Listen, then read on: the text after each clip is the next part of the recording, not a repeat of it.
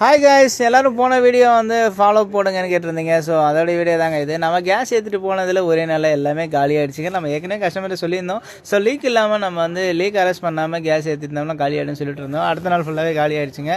இருந்தாலும் நம்ம கஸ்டமர் வீட்டில் வந்து ஒரு ஃபங்க்ஷன்றதுனால எனக்கு வந்து எப்படியாவது ரெடி பண்ணி கொடுத்துங்கன்னு சொல்லிட்டு கேஸை மட்டும் ஏற்றிக்கிட்டாரு. ஸோ அதனால தான் இந்த மாதிரி ப்ராப்ளம் ஆகிடுச்சு. ஆக்சுவலாக அந்த மாதிரி கேஸ் லீக் அப்படின்னாலும் கொஞ்சம் டைம் கொடுங்க. டைம் கொடுத்து எதில் லீக்கை நம்ம அரெஸ்ட் பண்ணி ஏற்றினாதாங்க கரெக்டாக இருக்கும். அப்படியே ஏற்றிருந்தாலும் உங்களுக்கும் கஷ்டம், ரீஒர்க் பண்ணுற நமக்கும் கஷ்டம் தாங்க. கேஸ் எல்லாம் வேஸ்ட்டாக தான் போகும்.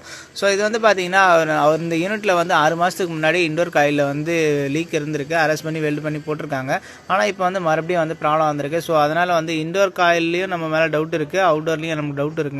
அதனால் நான் என்ன பண்ணிட்டேன், ரெண்டுத்துக்கும் செப்பரேட்டாக நம்ம வந்து டம்மி ரெடி பண்ணி போட்டாச்சுங்க.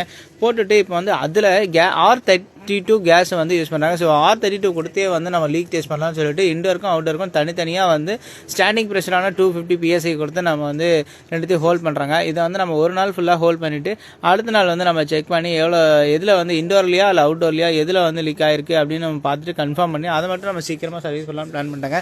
ஸோ ரெண்டுத்தையும் வந்து நம்ம வந்து ஃபோல்ட் பண்ணி இண்டோருக்கு வந்து கேஜ் போட்டாச்சு, அவுட்டோர் வந்து டம்மி பண்ணி க்ளோஸ் பண்ணி விட்டாங்க. ஸோ நான் வந்து கிளம்பி போயிட்டேங்க. திரும்ப 2வது நாள் வந்து நம்ம வந்து பார்க்கலாம்னு சொல்லிட்டு வந்து பார்த்தாங்க. இது வந்து பார்த்தீங்கன்னா நம்ம இண்டோரில் வந்து ப்ரெஷர் நம்ம கொடுத்த 250 PSI அப்படியே தாங்க இருக்குது. ஸோ இண்டோரில் வந்து கன்ஃபார்ம் வந்து லீக் இருக்காது. ஸோ நான் அப்படியே டக்குனு இறங்கி நம்ம அவுட்டோர் வந்து செக் பண்ணி பார்க்கலாம். அப்போ வந்து அவுட்டோரில் தான் வந்து லீக் இருக்கும் அப்படின்னு கன்ஃபார்ம் பண்ணிட்டாங்க. ஸோ வந்து இண்டோரை பார்த்தா பக்காவாக இருக்குது. ஸோ அவுட்டோர் யூனிட் வந்து நான் மேலே தூக்கி எடுத்துகிட்டு வந்துட்டேங்க. எடுத்துகிட்டு வந்து அவுட்டோர் யூனிட்டில் வந்து எங்கே லீக் இருக்குன்னு பார்க்கலாம்னு சொல்லிட்டு பார்த்தோன்னா எல்லாமே ஹைட் பிளேஸ் தான். ஸோ வந்து ஃபுல்லாகவே டிஸ்மேண்டில் பண்ணி எடுத்தாச்சுங்க.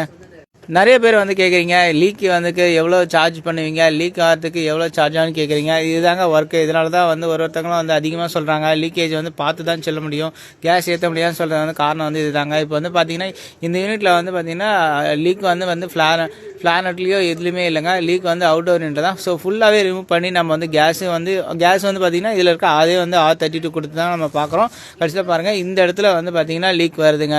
இந்த இடத்த நீங்கள் வந்து கீழே இருந்துக்கிட்டு பாசிபிலிட்டிஸே கிடையாதுங்க. நம்ம அவுட்டோர் மேலே தூக்கி வச்சு தான் கண்டுபிடிக்க முடிஞ்சுது. ஸோ எல்லாத்தையும் ரிமூவ் பண்ணி நம்ம லீக் எடுத்த பார்த்துட்டு வெல்டிங் பண்ணிட்டாங்க. வெல்டிங் பண்ணிவிட்டு அதே R32 கொடுத்து ஹோல்டிங் கொடுத்து நம்ம வந்து லீக் செக் பண்ணி வச்சுங்க. இப்போது உள்ளே போன அட்மாஸ்பியரிக் ஏரை வந்து வெளில எடுத்தானுங்க. ஸோ அதுக்காக நம்ம வேக்கம் பம்ப் போட்டு ஸ்டார்ட் பண்ணி விட்டாச்சுங்க. வேக்கம் பம்ப் ஓடிக்கிட்டே இருக்கட்டும். இது ஓடிக்கிட்டே இருக்கிற கேப்பில் நம்ம போயிட்டு கேஸ் வந்து வாங்கிட்டு வரலாங்க. நம்ம செக் பண்ணுறதுக்கே நிறைய கேஸ் செலவாயிடுச்சுங்க. ஸோ இதனால தான் வந்து பார்த்தீங்கன்னா கேஸ் லீக்கு வந்து அதிகமாக சார்ஜஸ் பண்ணுறாங்க.